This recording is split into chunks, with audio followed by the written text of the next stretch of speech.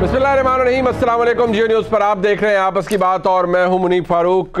काबीना के बाद आज नेशनल असेंबली में भी करारदाद मंजूर की गई और नेशनल असेंबली का जो आज सामने जो सेंस आई है हाउस की वो ये है कि वो फैसला जो कि अदलिया ने दिया 3-2 के तनासुब से दिया और उस फैसले को एक माइनॉरिटी फैसला करार दे रहे हैं हाउस पाकिस्तान का यानी नेशनल असेंबली। और वहाँ ये कहा जा रहा है कि हम इस फैसले को नहीं मानते। करारदाद भी मंजूर की गई है जो हमारे सामने है, इसकी हैसियत कानूनी तौर पर कोई नहीं है। क्या इससे सुप्रीम कोर्ट का फैसला रद्द किया जा सकता है? जवाब है कि नहीं किया जा सकता। लेकिन ये सेंस ऑफ द हाउस है, रिफ्लेक्शन है कि वहाँ पर बैठे हुए अवामी नुमाइंदे क्या सोच रहे हैं।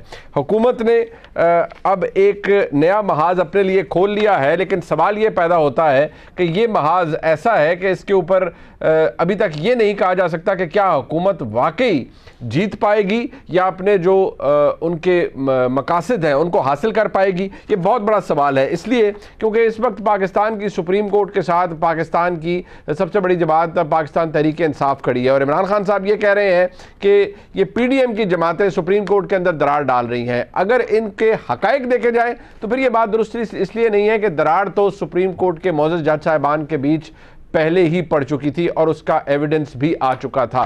सुप्रीम कोर्ट के अंदर जज साहिबान डिवाइडेड हैं, ये किसी से अब ढकी छुपी बात नहीं है। एक ऐसा माहौल जिसके अंदर चंद जज साहिबान फरमाए कि नहीं 4-3 से फैसला आया और रिजेक्ट की गई पिटीशन, बाकी जज साहिबान फरमाए नहीं ये 3-2 से आया है, तो वहाँ प्रॉब्लम तो फिर एग्जिस्ट करता है। और उससे ज़्यादा तशवीशनाक बात यह है कि जो फैसला आया ऑनरेबल सुप्रीम कोर्ट की जानिब से 2 रोज़ कबल, उसके अंदर बड़ा ही इम्पासिंग कमेंट था, कोई डिटेल डिलिब्रेशन नहीं हुई उसके ऊपर, ना ही बताया गया कि क्यों मौजूद जज साहिबान समझते हैं कि ये 4-3 का फैसला नहीं और 3-2 का ही है। ये 4-3, 3-2 ये बहस अपनी जगह जारी है, लेकिन इस वक्त नेशनल सिक्योरिटी कमेटी का इजलास तलब कर लिया गया है वज़ीर आज़म की जानिब से और उसके हवाले से भी अब सवालात उठा रही है पाकिस्तान तहरीक इंसाफ। पाकिस्तान तहरीक इंसाफ का ये भी मौक़िफ़ सामने आया है, वो समझते हैं कि इस वक्त वज़ीर आज़म बिल्कुल तैयार है सियासी शहीद बनने के लिए और उनको कुर्बानी का बकरा बनाया जा रहा है, उनकी अपनी जमात बना रही है। फवाद चौधरी साहब क्या फरमा रहे हैं, ज़रा सुनिए। वली किसकी देख रहे हैं, होगी या कोई कैबिनेट की होगी या PDM की होगी? अल्टीमेटली मुझे सबसे सजा हुआ बकरा तो वज़ीर आज़म ही लग रहे हैं। नेशनल सिक्योरिटी कमेटी का इजलास कल तलब किया गया है, उसके हवाले से भी फवाद चौधरी साहब क्या फरमा रहे हैं। प्यारी बात है, वो अपनी पार्टी के तर्जुमान है, उनका मौक़िफ़ क्या है, सुनिए। कौन सा ऐसा जेस्चर है जिसे आप समझते हैं कि हाँ अब अदारा जो है वो वाकई न्यूट्रल हो गया है? कल पता चल जाएगा। कल नेशनल सिक्योरिटी कमेटी की मीटिंग है, उस नेशनल सिक्योरिटी का एलामिया तय कर देगा कि कौन किधर खड़ा है और जो जिधर खड़ा होगा उसको पता चल जाएगा कौन कहाँ खड़ा है। यानी ये जो इम्प्रेशन क्रिएट करने की कोशिश की जा रही है कि कल अगर नेशनल सिक्योरिटी कमेटी की मीटिंग के बाद हुकूमत के मौक़िफ़ की तायीद वहाँ नेशनल सिक्योरिटी कमेटी के मेंबरान भी करते हैं और जो सेंस है वो ऑलरेडी आ चुकी है कि मिनिस्ट्री ऑफ डिफेंस ने अपनी रिपोर्ट पेश की और उस रिपोर्ट के हवाले से कहा जाता है, उसमें बाकायदा तौर पर लिख दिया गया है कि बड़ी हैवी डिप्लॉयमेंट्स हैं पाकिस्तान की मुसल्लह फ़ौज की, लिहाजा सिक्योरिटी के लिए, इलेक्शन ड्यूटी के लिए वो मौजूद नहीं है। नेशनल सिक्योरिटी कमेटी की मीटिंग अहमियत क्यों इख्तियार कर गई है और उससे क्या वाकई ये डिटर्मिन किया जाएगा उसके एलामिये से कि क्या इस्टेब्लिशमेंट न्यूट्रल है या नहीं, ये भी एक ऐसा मामला है जो कि अब हमारे सामने है। बहुत सी तकारीर आज नेशनल असम्बली के अंदर हुई। एक बात ज़रूर दिलचस्प है, इमरान खान साहब अब ये फरमा रहे हैं कि उनको ये सेंस मिल रही है कि हुकूमत ने ऐसा माहौल बना दिया है कि पाकिस्तान तहरीक इंसाफ और पाकिस्तान की फ़ौज इनको आमने सामने खड़ा कर दिया। जरा सुनिए इमरान खान साहब क्या कह रहे हैं। इनका दूसरी क्या कोशिश है कि जो मुल्क की सबसे बड़ी जमात है उसके बीच में और पाकिस्तान के इस्टेब्लिशमेंट इदारे, फौज के इदारे के बीच में फासले बढ़ाए जाएं, मिसअंडरस्टैंडिंग क्रिएट की जाए, किसी ना किसी तरह आपस में ये दो टकरा जाएं। ये पूरी तरह कोशिश कर रहे हैं कि आपस में हमारा कोई टकराव हो, किसी तरह ये तासुर दिया जाए कि जनाब फौज है पीछे इसके, जो कि तहरीक इंसाफ के खिलाफ जो पूरी कार्रवाइयां हो रही हैं। कमाल है, इमरान खान साहब बड़े ज़बरदस्त तरीके से बयान कर रहे हैं और वो कह रहे हैं कि ये इंप्रेशन क्रिएट कर रहे हैं और ये कह रहे हैं कि तासुर दिया जाए कि जो कुछ हो रहा है वो उसके पीछे फ़ौज है या इस्टेब्लिशमेंट है, जबकि इमरान खान साहब ख़ुद किस कमाल महारत से अपनी ही कही हुई बातों को रद्द करते हैं। अब जरा ये सुनिए कि वो खुद क्या कह रहे हैं एस्टैब्लिशमेंट के हवाले से। देखिए, इन लोगों ने तहफ़्फ़ुज़ देना है, और ये जो जिसको मैं कहता हूं, ये अपने इदारे को बदनाम कर रहा है। ये एक ऐसा आदमी है जो साइकोपैथ है, नॉर्मल आदमी नहीं है, ये हैवान है। जो सबसे बड़ी पॉलिटिकल पार्टी का हेड हो, उसको फौज पकड़ने आ जाती है लोगों की, ये पुलिस की और रेंजर्स की। क्या हम कोई दुश्मन है मुल्क के? अपनी सबसे बड़ी पार्टी को अपने इदारे के खिलाफ खड़ा कर रहे हैं। यही इस पाकिस्तान में हुआ था। माफिया और मिलिट्री मुझे बाहर रखना चाहते हैं, यानी माफिया और फौज इमरान खान साहब के बकौल उनको इक़्तिदार से बाहर रखना चाहते हैं। अब ये एक दिन पहले का इंटरव्यू है और इमरान खान साहब ये कैसे कह सकते हैं कि कोई और ये तासुर देने की कोशिश कर रहा है? जो भी तासुर मौजूद है वो इमरान खान साहब की अपनी कही हुई बातों की वजह से सामने आया है। सारी बात है, जो उनकी एक फ्रस्ट्रेशन है उनकी पूरी जमात की कि मकबूलियत के बावजूद, बाई इलेक्शंस जीतने के बावजूद आज भी वो ये समझते हैं कि उनका किसी ना किसी तरह से राब्ता बहाल हो जाए एस्टैब्लिशमेंट से, तो फिर उनके लिए सब कुछ सेट है, सब कुछ दुरुस्त है और इक़्तिदार के दरवाजे उनके लिए दोबारा खुल जाएंगे। इसकी कोशिश या काविश इमरान खान साहब ने खुद करनी है। फिलहाल तो हालात कशीदा नजर आ रहे हैं एज वी स्पीक। अपने मेहमानों का तारुफ करवा देते हैं। हमारे साथ मौजूद हैं बैरिस्टर ज़फ़रुल्लाह खान साहब, रहनुमा है पाकिस्तान मुस्लिम लीग नून के, कानून पर अपनी गिरफ्त रखते हैं, आइन पर अपनी गिरफ्त रखते हैं, उनसे रहनुमाई लेंगे। हमारे साथ जनाब अहमद अवैस साहब मौजूद हैं, साबिक एडवोकेट जनरल हैं और पाकिस्तान तहरीक इंसाफ की जो मौक़िफ़ है केसेस के हवाले से, उसके ऊपर भी उनकी बड़ी मजबूत गिरफ्त है, वो भी हमारी रहनुमाई फरमाएंगे। बहुत शुक्रिया आपका अहमद अवैस साहब। आसमा शाहिद साहब हमारे साथ मौजूद हैं, मुल्क की नामवर सहाफ़ी हैं, जो हालात पिछले 1-1.5 साल से पाकिस्तान के अंदर हैं और जिस तरह उनमें कशीदगी आ गई है और इस वक्त भी मौजूद है, उस पर ज़रा बात हो जाए। क्योंकि बैरिस्टर साहब आपका मौक़िफ़ अपनी जमात का भी है, अब ज़रा थोड़ी सी खुली डुली बात हो जाए। ये आपने काबीना में ले गए, चले जी काबीना ने मुस्तरद कर दिया फ़ैसला, ऐवान में ले आए, ऐवान ने करारदाद पास कर दी और ऐवान भी बस टूटा फूटा ऐवान ही है, क्योंकि ज़ाहिर बात है उसके अंदर वो स्ट्रेंथ तो मौजूद नहीं है जो कि एक नॉर्मल नेशनल असम्बली की होती है। इसका इम्पैक्ट ज़्यादा से ज़्यादा सिंबॉलिक होगा।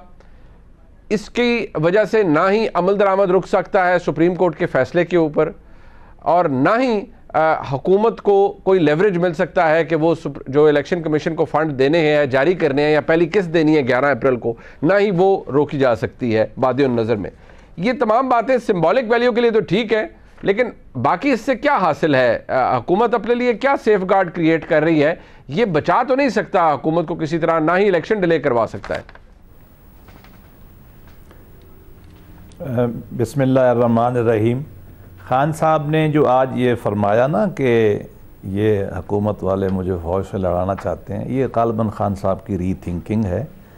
मैं इस पे गुफ्तगू की इब्तिदा में ना गालिब का एक शेर सुनाना चाहता हूँ, उसके बाद आपके सवाल पे आऊँगा, तो कि टेंस माहौल में थोड़ा सा लाइट भी हो जाए।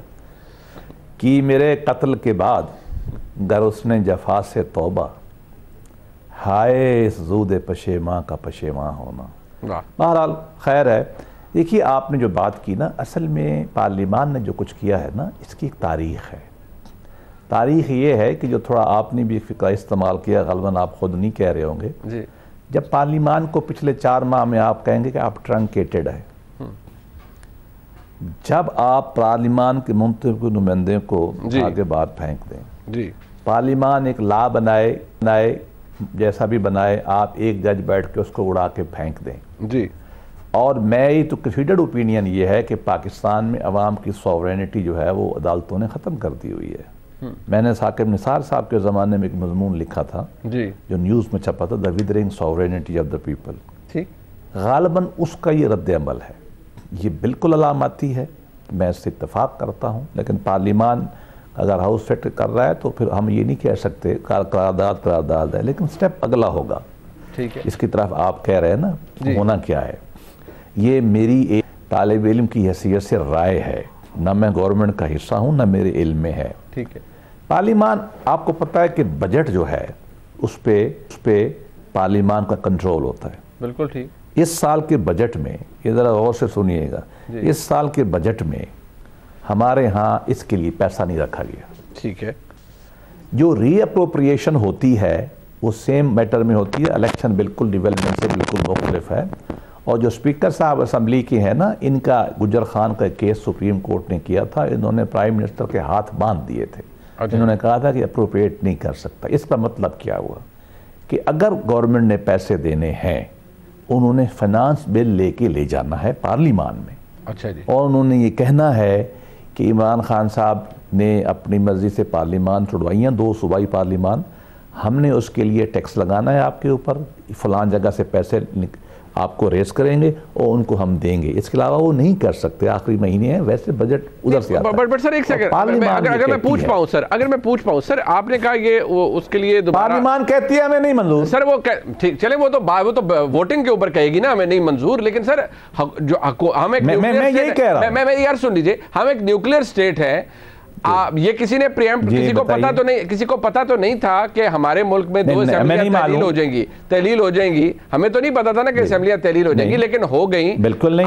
आईनी तौर पर एक रिक्वायरमेंट है कि इलेक्शन करवाने हैं और इलेक्शन के लिए पैसे चाहिए। इलेक्शन के लिए पैसे चाहिए, तो फिर पैसे कहां से आएंगे? क्या पार्लियामान में जाएंगे ना? मान ली बात आएंगे, मान ली पार्लियामान देगी ना, ठीक है, एग्जीक्यूटिव नहीं दे सकती, पार्लियामान देती है। पाकिस्तान का आईन ये कहता है, और पार्लियामान कहती है हम नहीं देते पैसे, तो फिर क्या करेंगे? 342 बंदों को जेल डालेंगे आप? जरा सोचें इस पे। देखिए हुआ क्या है, ये 5-7 साल में जो तजर्बा किया गया है ना, उसने आइन की चूल्हे हिला दी, सियासी निज़ाम की चूल्हे हिला दी, मुआशियात बर्बाद कर दी, अदालत सुकड़ा दिया। 9, 7, 5, 4 और 3। और मैं कहता हूं क्या ये डिसइंटीग्रेशन नहीं है? क्या मॉरल अथॉरिटी रह गई? सियासतदानों के 4 पार्टियों के नुमाइंदे बैठे रहे, मैं भी बैठता था, रोज उठ के एक रिक्वेस्ट करते थे आप हमें सुन तो लें जी, और कोर्ट कहती थी कल सुनेंगे, आपको सुनेंगे, कहते रहे सुनेंगे, सुना नहीं। और भाई फिर इस तरह की बातें होंगी। बेहतर यही था कि हाउस में मैं 3-4 की बहस में नहीं पढ़ता, ठीक है, मैं तो वैसे बेंचेस के भी खिलाफ हूं। मैं कहता हूं फुल कोर्ट बैठनी चाहिए। अगर ये प्रॉपर हेयरिंग कर लेते, प्रॉपर बेंच बन जाता। या 73 केसेस में ऐसे हैं जिसमें एक ही जज साहब बैठते हैं, क्या बाकी जज नहीं है? और मेरे भाई ये बात तो आपकी बिल्कुल वैलिड है, ये वैलिड बात है बैरिस्टर साहब, ये वैलिड बात है। आगे चलें आप। मैं वही कह रहा हूं ना, देखिए बात ये है, अब ये क्या आप ये फरमा रहे हैं कि ये एक आईनी सुकम है और सुप्रीम कोर्ट को भी इदराक नहीं है, क्योंकि सुप्रीम कोर्ट ने अपने फैसले में लिखा है जी फंड्स मुहैया करें। आप ये कह रहे हैं कि हुकूमत बिल्कुल नहीं कर सकती, एग्जीक्यूटिव के पास कोई इख्तियार नहीं। अगर पैसे देने हैं इलेक्शन कमीशन को आउट ऑफ द बॉक्स जाकर, तो आपको पार्लियामान में ये बिल लाना पड़ेगा, पार्लियामान से इजाजत लेनी पड़ेगी, अदरवाइज कोई पैसे नहीं मिल सकते। नहीं, कानून पाकिस्तान का आइन यही है कि आपको भी पता है। देखिए जमहूरियत होती क्या है, जमहूरियत में पैसा जो है, लेजिस्लेशन जो है वो पार्लियामान कंट्रोल करती है, ठीक है। बजट के बगैर आप सैंक्शन नहीं कर सकते, ये सप्लीमेंट्री ले जाएंगे ना, फाइनेंस बिल ना, ठीक है। अगर वो कहते हैं हम नहीं देते, फिर आप क्या करेंगे? ठीक। सुप्रीम कोर्ट ने जो और बड़ी गलती की है ना, पाकिस्तान के आइन की और बहुत सारी शिकें हैं, सबको मिला के पढ़ना था, सबको सुन के अच्छा बेंच फैसला कर लेता। देखिए जब पॉलिटिकल मैटर अवल तो कोर्ट में जाने नहीं चाहिए, और जब जाते हैं और इस तरह आप इस तरीके से आप फैसले करेंगे ना, मेरा इदारा ना सुप्रीम कोर्ट, उस पर हर्फ आता है, मुझे दुख होता है। मैं कहता हूं कि इसकी रेक्टिफिकेशन होनी चाहिए। और ये सारा गड़बड़ शुरू कब से हुई है? सबसे पहले पनामा से फितना शुरू हुआ, जो कुछ हुआ मैं नहीं जाता, और 63A जिसमें सादा लफ्जों में उन्होंने पंजाब में कहा कि वोट ऑफ नो कॉन्फिडेंस नहीं, उससे ये मसले पैदा हुए हैं। बिल्कुल 63 की बात है, इमरान खान को देना है, बस करें यार, काफी हो गया। चले अहमद अवैस साहब, सर जो अभी बैरिस्टर साहब फरमा रहे हैं, और ठीक है सुप्रीम कोर्ट का हुक्म है, और ये बात वो भी तस्लीम करते हैं कि करारदाद एक सेंस ऑफ द हाउस है, वो भी ये कहते हैं कि इससे फैसले नहीं रद्द किए जा सकते। लेकिन उनकी बात अपनी जगह मौजूद है। वो ये कहते हैं कि अगर आपने 21 अरब रुपया देना है, तो सुप्रीम कोर्ट के अपने ही फैसलों की तवस्सुत से वज़ीर-ए-आज़म के हाथ बांध दिए गए हैं, वो रीअप्रोप्रिएट नहीं कर सकते पैसों को इधर से उधर, ये पार्लियामान में लाना पड़ेगा। और पार्लियामान अगर मंजूरी नहीं देती एक अल्टरनेटिव बिल की, एक नई अप्रोप्रिएशन करवाने की, तो मामला वहां ठप हो जाएगा। जब पैसे नहीं होंगे तो इलेक्शन कहां से होगा? ये ऐसे ही है sir. If this is so, तो इसका मतलब है कि सुप्रीम कोर्ट के ऑनरेबल जजेस को भी इसका इदराक नहीं है कि पार्लियामान के पास जाना पड़ेगा। या तो वो लिखते ना कि पार्लियामान के पास जाइए और फंड्स अप्रोप्रिएट करवाइए, वो सुनते तो पता चलता, उन्होंने सुनी नहीं बात। अच्छा जी जी जी जी जी जी अहमद अवैस साहब, ये बात ऐसे नहीं है जी, ये जिस तरह से जिस आसानी से ये बात कर रहे हैं, ये बात ऐसे नहीं है। क्वेश्चन ये है कि आर्टिकल 189 और आर्टिकल 190 को कहाँ करेंगे आप? जो कहता है कि सुप्रीम कोर्ट का हुक्मनामा आ गया तो हर डिपार्टमेंट, हर इंस्टीट्यूशन के पास ये उसके ऊपर लाजिम है कि वो should come in the aid of supreme court और उसको इम्प्लीमेंट करे जी। ये बड़ी वाज़ेह है, ये आप दोनों आर्टिकल को पढ़ के देखिए। जी बिल्कुल ऐसे ही। लिहाजा उसके बाद कोई गुंजाइश नहीं है कि सुप्रीम कोर्ट ने ऑर्डर कर दिया, पार्लियामेंट हो, एग्जीक्यूटिव हो, वो सिविल हो, मिलिट्री हो, कोई हो, जो हुक्मनामा जिसके लिए आया है it has to be implemented. अगर ये ऐसा ना होगा तो फिर तो supreme court will lose its currency, फिर जुडिशरी जो है वो अपनी करेंसी लूज कर जाएगी और वो फिर तबाही है। फिर तो एक सोसाइटी ऐसी जन्म ले लेगी जो फ्री फॉर ऑल होगी। इसलिए ये निज़ाम है, ये किसी भी रियासत, सिर्फ पाकिस्तान नहीं, किसी भी रियासत का ये निज़ाम है कि जिसमें सबसे ऊपर की अदालत जो है, जब कोई मैटर वहाँ पे चला गया और कोई किसी अदालत का फैसला वैसे तो ये अगर वो फाइनल हो गया, it has to be implemented. आपको मैं एक छोटी सी अगर यहाँ पे मिसाल दूँ, देखिए दुनिया में अंग्रेज़ ने हुकूमत की थी ना, ठीक, उसने इंस्टीट्यूशन बनाए और मजबूत किए उसको ताकि इंडिविजुअल कमज़ोर पड़ जाए। एक जिस ज़माने में 1945 में बड़ा मशहूर वाक़या है कि जब सेकंड वर्ल्ड वॉर ख़त्म हुई और उसके बाद जो इंडियन लिबरेशन आर्मी के तमाम ऑफिसर जो थे वो बर्मा में से गिरफ्तार हो गए थे। उनका दिल्ली में उनका कोर्ट मार्शल हुआ, ट्रायल का पहला दिन था और जो फील्ड मार्शल का जो एक सर्विंग फील्ड मार्शल थे वो उस बेंच को, फौजी बेंच को वो प्रिजाइड कर रहे थे और आके जज एडवोकेट जनरल ने बताया, उसने कहा जनाब सिविल जज 4 क्लास दिल्ली का जो है उसने स्टे कर दी आपकी प्रोसीडिंग। ठीक, विल यू बिलीव के इतना बड़ा बेंच बना हुआ जिसकी सर्विंग फील्ड मार्शल जिसको प्रिजाइड कर रहा है, उन्होंने अपनी प्रोसीडिंग रोक दी। ठीक है, और रोक के उन्होंने वाइसराय ऑफ इंडिया से राय पूछी। वाइसराय इंडिया ने कोई राय नहीं दी, उसने ब्रिटिश गवर्नमेंट से ओपिनियन मांगी। ब्रिटिश गवर्नमेंट की ओपिनियन यह कि सिविल जज is the smallest component of British judicial system, his order should be respected and obeyed till it is vacated through the process of the court, adjourn hearing till then। ठीक है, वो सारी proceeding रुकी रही, जब वो stay order vacate हुआ फिर प्रोसीडिंग शुरू हुई। किसी ने सिविल जज को कोई तंग नहीं किया, कोई उसकी ACR खराब नहीं की। पाकिस्तान जब बना, पार्टीशन हुई, ठीक है, बिल्कुल। यहाँ सर अगर मैं पूछ पाऊँ, यहाँ इशू ये है कि इम्प्लीमेंटेशन की बात तो समझ आती है, इम्प्लीमेंटेशन के लिए एक नुक्ता पैसों का है। पैसों के ऊपर मौक़िफ़ ये है, जारी बात है वो अपनी जमात की नुमाइंदगी तो आप यहाँ पर कर रहे हैं अहमद अवैस साहब, और उन्होंने अपनी राय भी दी है कि आप प्राइम मिनिस्टर के पास इख्तियार नहीं है, एग्जीक्यूटिव के पास इख्तियार नहीं है फंड्स रीअप्रोप्रिएट करने का या इधर उधर डायरेक्शन उनकी कर देने का। ये एक स्पेशल अरेंजमेंट, एक स्पेशल सर्कमस्टांसेस पैदा हो गए हैं। पैसे अप्रोप्रिएट कराने के लिए ऐवान के पास जाना पड़ेगा, ऐवान इजाज़त देगा तब फंड जारी होंगे। तो नहीं, गलत कह रही है। अच्छा जी, देखिए बात सुनिए, यहाँ पे क्वेश्चन ये नहीं है, किसी पार्टी को रिप्रेजेंट करने वाली बात नहीं है। यहाँ आइन आपके सामने है और सुप्रीम कोर्ट की अथॉरिटी जो आइन ने जो बना दी है उसके अंदर, अच्छा जी, आर्टिकल सुप्रीम कोर्ट ने तो यहाँ तक दे दिया है कि आप आपकी पार्लियामान में कोई कानून साजी होती है जी, ठीक, उसको भी वो on the touch stone of the fundamental rights and Quran and सुन्ना वो उसको स्ट्राइक डाउन कर सकता है। बिल्कुल ठीक है, सुप्रीम कोर्ट ठीक हो। अच्छा मैं बिल्कुल मैं आपके पास भी आता हूँ, मैं बिल्कुल मैं आता हूँ, मैं जरा आसमा शराजी साहब को भी इंक्लूड करूँ। एक मुख्तसर सा वक्फा है, वापस आते हैं इसलिए बातें क्योंकि एक मसला अपनी जगह मौजूद है जी। आपने बैरिस्टर ज़फ़रुल्लाह साहब का मौक़िफ़ सुना, उनके मुताबिक ऐसे फंड्स जारी इलेक्शन कमीशन को नहीं हो सकते, पार्लियामान के पास जाना पड़ेगा। अहमद भाई साहब फरमाते हैं कि नहीं, सुप्रीम कोर्ट का हुक्म है, उस पर अमल दरामद कराना लाजमी है, पार्लियामान के पास जाने की ज़रूरत नहीं है, सिंपल काम है। आसमा शराजी साहब से हम पूछेंगे कि कल नेशनल सिक्योरिटी कमेटी के अंदर जो मामला जा रहा है इम्पैक्ट क्या होगा, क्योंकि काफ़ी मामलात गंभीर भी हैं और कॉम्प्लिकेट भी हो गए। एक ब्रेक के बाद हमारे साथ रहिएगा।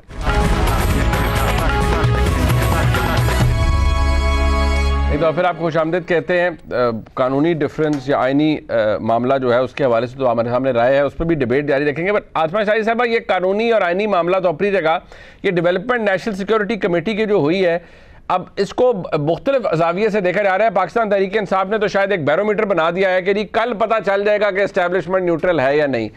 क्या फिर हुकूमत या एस्टैब्लिशमेंट का ये जो हडल है, यकीनी तौर पे मेरा अंदाज़ा यही है कि इसका ताल्लुक उस कशमकश और उन हालात से है जो कि इस वक्त जो पाकिस्तान को दरपेश है। कोई क्या खबर है आपकी कि कल क्या होने जा रहा है? कोई चीज़ एंडोर्स होगी, हुकूमत का फैसला एंडोर्स होगा, रियासत उस पर मोहर लगाएगी, क्या होगा? बहुत शुक्रिया मुनीब। मेरे ख्याल है कि इसमें बहुत सारी चीज़ें हैं और ज़ाहिर है कि मखसूस जमातें जो होती हैं वो अपने अपने एजेंडे और प्रोपेगेंडे को ही परसू करती हैं इस सिलसिले में, लेकिन जो नेशनल सिक्योरिटी कमेटी की जो मीटिंग है ये गैर मामूली है। उसकी वजह है कि जिस माहौल के अंदर ये मीटिंग हो रही है उसमें पार्लियामेंट से करारदाद, जिसको लोग कह रहे हैं कि आईनी हैसियत नहीं है, बिल्कुल नहीं होगी, लेकिन पार्लियामान की जो करारदाद होती है उसका एक पॉलिटिकल वेट होता है, उसकी एक मॉरल हैसियत होती है, वो एक आवाज़ होती है। और पार्लियामेंट हम इतने अरसे से कवर करते रहे हैं, जब भी कोई करारदाद या रेजोल्यूशन पास होती है वो रेजोनेट करती है, तो वो भी उसके अंदर सामने आएगी। और इससे पहले पार्लिमानी लीडर्स का भी इजलास हुआ था और उस इजलास के अंदर भी प्राइम मिनिस्टर के साथ पूरी सपोर्ट जो है वो शो की गई। इसी तरह से काबीना का इजलास हुआ और फिर अब national security committee after the parliament. तो मेरा ख्याल है कि उसके अंदर ये एजेंडा भी जरूर होगा। उसके अलावा भी बहुत से एजेंडाज हैं जिसके ऊपर बात होनी है, जो हमारी इत्तलात है। कल आर्मी चीफ की और प्राइम मिनिस्टर की भी मुलाकात हुई और जहां तक न्यूट्रलिटी का मामला है तो देखिए एस्टेब्लिशमेंट या फौज जो है वो न्यूट्रल नहीं रह सकती, उसको आइन के तहत जो है वो हुकूमत के अंडर ही होना होता है और वो उसकी ताबे होती है, वो उसके अंडर काम करती है चीफ एग्जीक्यूटिव के। तो अब जाहिर है कि और ये इमरान खान साहब के दौर में तो बहुत होता रहा है, आप सुन ही रहे हैं कि बाजवा और जनरल फैज ने काम किया, तो ये तो बहुत होता रहा है। तो इस पे अब क्वेश्चन भी होते हैं कि उनकी पॉलिटिकल इन्वॉल्वमेंट है या नहीं है। अब इस जो एस्टेब्लिशमेंट है इसकी पॉलिटिकल इन्वॉल्वमेंट इस हद तक है कि जो उनको कल हुकूमत बताएगी उसके ऊपर उनका रद्द-ए-अमल क्या आता है। तो रद्द-ए-अमल जो कि हमें लग रहा है इस वक्त, वो स्टेट के तमाम इदारे जो हैं वो इस वक्त हुकूमत के साथ खड़े नजर आ रहे हैं कि वो उस मामले को देखें जिस मामले के ऊपर जाने। और सिर्फ यही नहीं बल्कि इकॉनमी और जो बाकी चीज़ें हैं, क्योंकि आगे 10 अप्रैल के बाद ये पैसों का मामला अपनी जगह पे है, लेकिन 10 अप्रैल को ही जो है वो सुनने में आ रहा है कि IMF के साथ जो डील है या उसके ऊपर जो डायलॉग है वो आगे बढ़ेगा। तो ये काफ़ी क्रूशल टाइम है जब कोर्ट खुद भी बैठी होगी। तो इस पूरे मामले को सिर्फ यहाँ तक नहीं देखना कि किसी जमात के इलेक्शन कराने या ना कराने का मसला है, बल्कि ये भी देखना है कि फंड्स के अलावा भी कि पाकिस्तान को बहैसियत स्टेट जो है वो अपनी इकॉनमी और अपनी मईशत से कैसे निकलना है। तो मेरा ख्याल है कि कल की जो मीटिंग है उसके अंदर ये सारा सिनेरियो जो है वो देखा जाएगा। ये डू और डाई वाली बात कही जा रही है कि इधर यस और नो, लेकिन मेरा नहीं ख्याल कि जो स्टेट के इदारे हैं वो इस वक्त हुकूमत के अलावा खड़े हैं, वो हुकूमत के साथ ही खड़े हैं। और देखना ये है कि कल जो अलामिया आएगा उस अलामिया की लैंग्वेज या उस पे क्या मैसेज जो है वो कन्वे किया जाता है, उसको बड़ा माइन्यूटली देखा होगा। लेकिन आपने देखा होगा कि इमरान खान साहब ने कल से जो टोन पकड़ी है उसमें काफी मुफाहमत नजर आ रही है। असद कैसर साहब हो या इमरान खान साहब हो, वो ये चार बातचीत हो, लेकिन हमारे जो जराए हैं वो ये बता रहे हैं कि सबसे बड़ा मसला इस वक्त जो है वो उस गारंटी का है जो कि इमरान खान साहब की उनकी अपनी जमात के जो सीनियर लोग हैं वो भी लेने को तैयार नहीं है। क्योंकि पास्ट में माजी में बहुत सारे ऐसे वाकयात हुए कि जब बातचीत होती थी तो जब वो फाइनल होने लगती थी तो इमरान खान साहब जो है वो कहते थे कि इसको ऐसे नहीं होना, बल्कि टाइम पे जो है वो चीजें बदल जाती थी। तो इस वक्त जो है सबसे बड़ा मसला तहरीके इंसाफ के लिए भी वो गारंटी है कि वो किस तरह से होगी और ये बातचीत जो है वो कैसे आगे बढ़ सकती है। मगर कल की मीटिंग बहुत इंपॉर्टेंट बिल्कुल है। उसकी वजह ये कि एक नैरेटिव स्टेट का, not the government but the states narrative जो है वो इवॉल्व होकर सामने आएगा इस मसले के ऊपर। ये अपनी जगह आपने इसकी अहमियत बहुत ज़्यादा है। ज़फरुल्लाह साहब, मुझे पता है आपने रिस्पॉन्ड करना है जो अहमद अवैस साहब ने फरमाया, अगर आप उसको हाँ नहीं आप उस पर रिस्पॉन्ड कर लीजिए, फिर मैं ज़रा कल की नेशनल सिक्योरिटी कमेटी की जो मीटिंग है उसके हवाले से मैं बात करना चाहूँगा। आप पहले आपका मौका फिर अपनी जगह, अहमद अवैस साहब का अपनी जगह, वो कहते हैं सुप्रीम कोर्ट का हुक्म है भाई, अमल दरामद करना है, जो मर्जी करें। नहीं बिल्कुल, देखिए पहली बात तो है कि उन्होंने मेरी राय को कहा ये गलत है। मैं नहीं कहूँगा कि उनकी राय गलत है, इसलिए कि वो मुझसे बड़े हैं। और दूसरी बात ये है कि गलत सही नहीं होता, ये पर्सपेक्टिव्स होते हैं, कोई ट्रुथ फाइनल नहीं होता। यही प्रॉब्लम होता है जमहूरियत और फाशिज्म का, यही फ़र्क होता है। जमहूरियत में कहते हैं मैं भी ठीक हूँ, शायद वो भी ठीक है। फाशिस्ट ज़हन जो है ना वो कहता है बस मैं ही ठीक हूँ, बाकी सारे गलत है। यही प्रॉब्लम इमरान खान का है जिसने मुल्क को यहाँ तक लगाया है। आप भी कानून के तालिब इल्म में, मैं भी हूँ। अब 189 पढ़िए, वो कहता है कि सुप्रीम कोर्ट जो लॉ डिक्लेयर करेगी कोर्ट पे बाइंडिंग होगा। यस ठीक है। 190 ये कहती है ज़रा गौर से सुने, 190 कहती है, आज अभी पढ़िए, खोल लें अभी जी, वो कहती है कि सुप्रीम कोर्ट का फैसला एग्जेक्टिव और जुडिशरी पे बाइंडिंग होगा। ठीक, मेरी कंसीडर्ड ओपिनियन है, मैंने इलेक्शन कमीशन में 20 दफ़ा आर्गू किया है कि सुप्रीम कोर्ट की जो जुरिस्डिक्शन है आइन में इलेक्शन कमीशन तक भी नहीं जाती।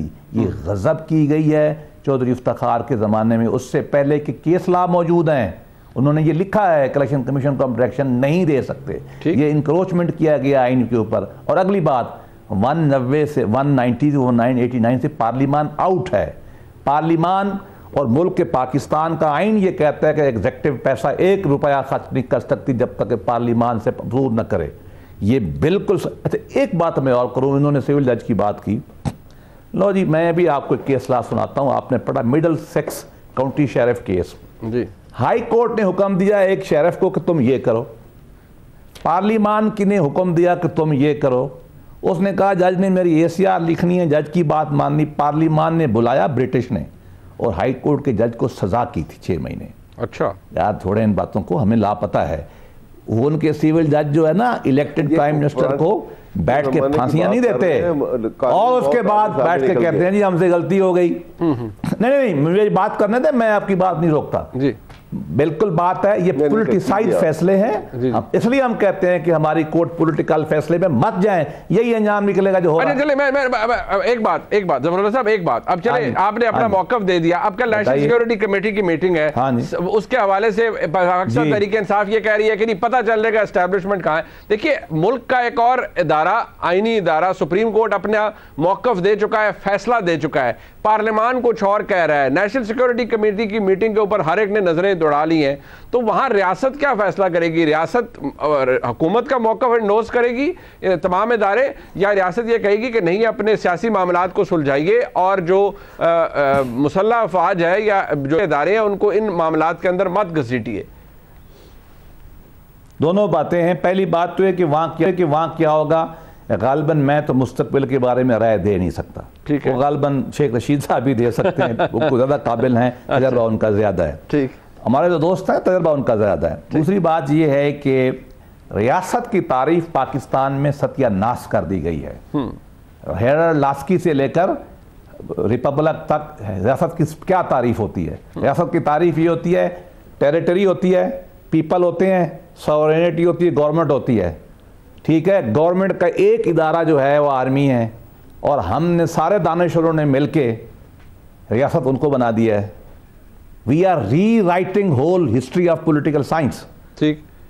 ये आप मतलब पढ़े लिखे आदमी, हमने तो मजाक बना दिए, वो कहां से रियासत हो जाते हैं? बिल्कुल ऐसे अवाम होते हैं। हाँ, बिल्कुल ऐसे ही है, बट अनफॉर्चुनेटली ऐसा नहीं है। ये आप भी समझते हैं सर, ये आप भी समझते हैं, अनफॉर्चुनेटली ऐसा नहीं है। नहीं देखो, प्रैक्टिस होना और बात है। वो तो मैं कहता हूं कि स्टेक मुनीर ने क्या लिखा था अपनी किताब में, कहता कि स्टेक लॉ वहां जाता है जहां, वो तो मुझे मालूम है, ऐसा ही है, बिल्कुल। भुट्टो को फांसी कैसे दिलाई थी मुझे मालूम है, नवाज शरीफ को कैसे, मुझे सब पता है, मैं इनसाइडर हूं। लेकिन मैं फिर भी कहता हूं कि हमें थ्योरेटिकली क्लियर रहना चाहिए।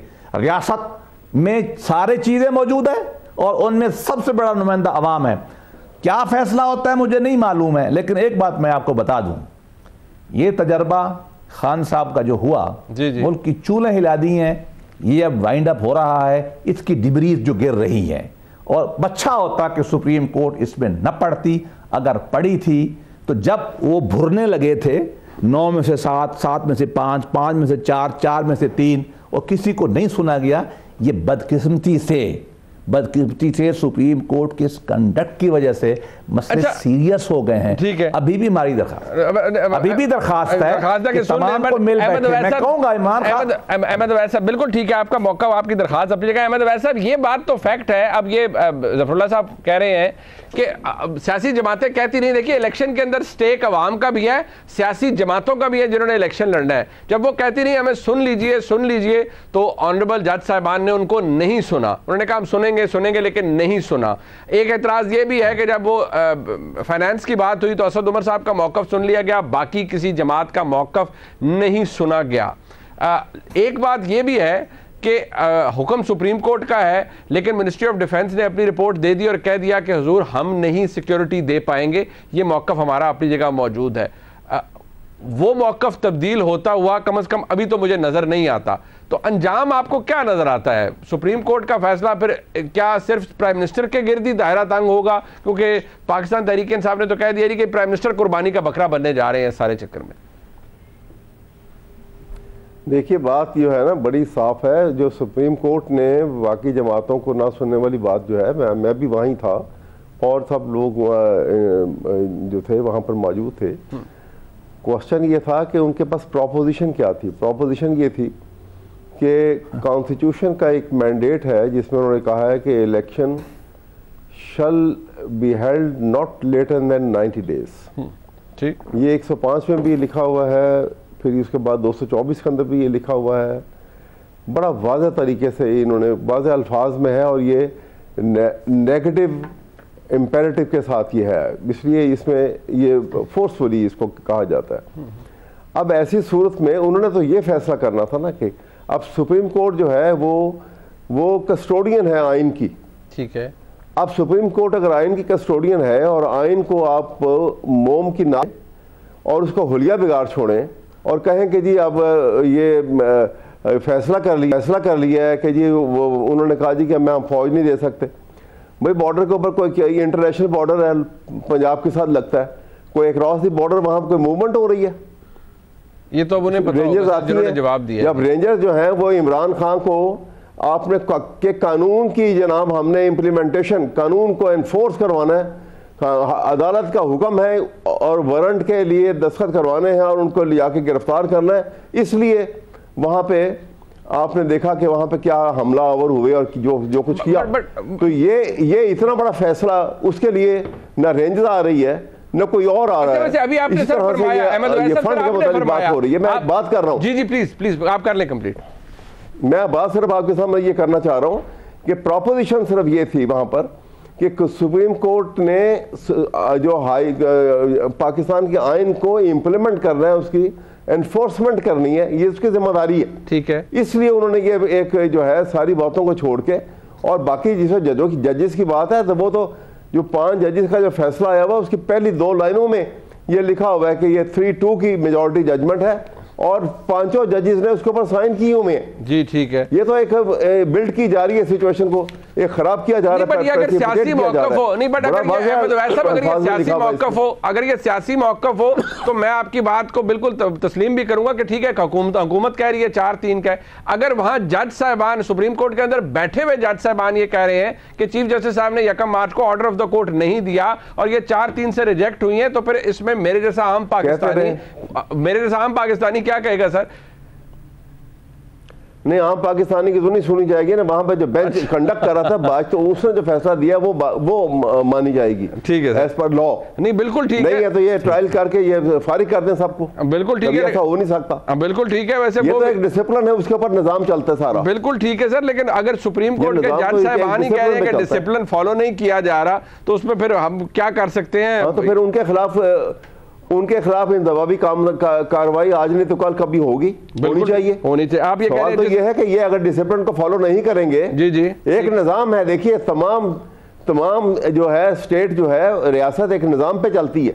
ठीक, अच्छा वैसे सर अभी आपने फरमाया, उसके बाद क्या रह जाएगा? सर अभी आपने फरमाया कि अब आइन कोई मोम की नाक तो नहीं है जहां मर्जी मोड़ दो, तो ये तो है कि ये जो हम ख्याल बेंचेस का तस्वुर है वो भी एग्जिस्ट करता है। 63 का फैसला हुआ, मुल्क के आप जैसे बड़े कानूनदान, आपका राय मुख्तलिफ होगी लेकिन मुल्क के बड़े कानूनदानों ने कहा कि भाई ये आपने रीराइट कर दिया है, 63 के अंदर वो नहीं है जो आपने डाल दिया है। और ये जो एक मौक़िफ़ है कि मुल्क के सबसे बड़ी अदालत और वहां पर सीनियर प्यूने जज है, सेकंड इन लाइन जज है, उनको किसी अहम आईनी मामले की तशरीह के तौर पर के लिए नहीं बिठाया जाता, तो ये चीजें क्या इंप्रेशन देती हैं कि क्या वहां पर डिसिप्लिन मुकम्मल है? क्या ऑनरेबल चीफ जस्टिस साहब का जो कॉन्डक्ट है बहैसियत द हाईएस्ट जज ऑफ द कंट्री वो एग्जेम्पलरी है? सर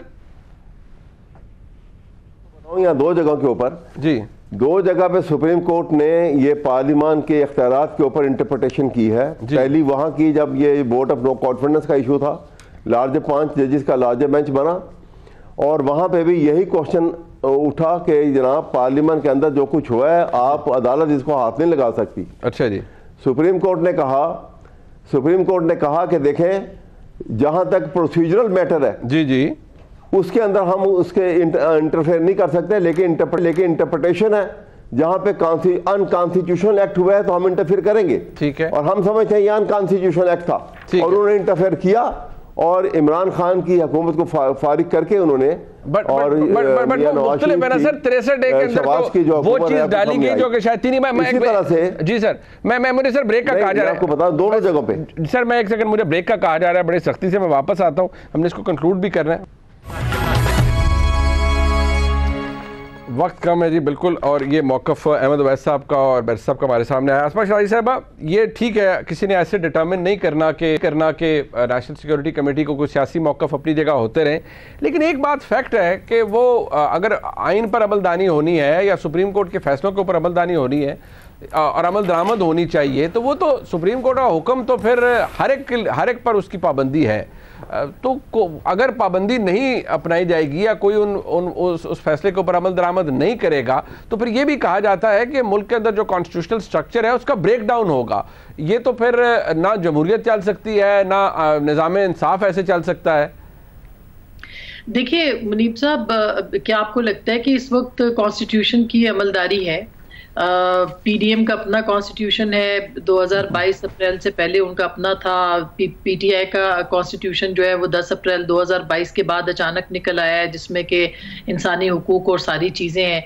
तो और सुप्रीम कोर्ट का अपना कॉन्स्टिट्यूशन इस वक्त आपको नजर आ रहा है। बहुत सारी चीजें, मतलब खैबर पख्तूनख्वा में वो कॉन्स्टिट्यूशन क्यों काम नहीं कर रहा? वहां पे भी तो 90 दिन में इंतखाबात होने थे, फिर 90 दिन को आप आगे लेके गए हैं, तो वो 90 दिन के आगे ले जाने वाली कौन सी शिक है जिसके तहत आप कह रहे हैं कि बेरिस मिनिमम टाइम के अंदर आपको इंतखाब करना है? होना चाहिए थे 90 दिन में ही इंतखाबात होने चाहिए थे। लेकिन ये तख्ते लाहौर वाली बात जो हो रही है कि लोग फिर इस पे बात करते हैं कि why Punjab and why not Khyber Pakhtunkhwa.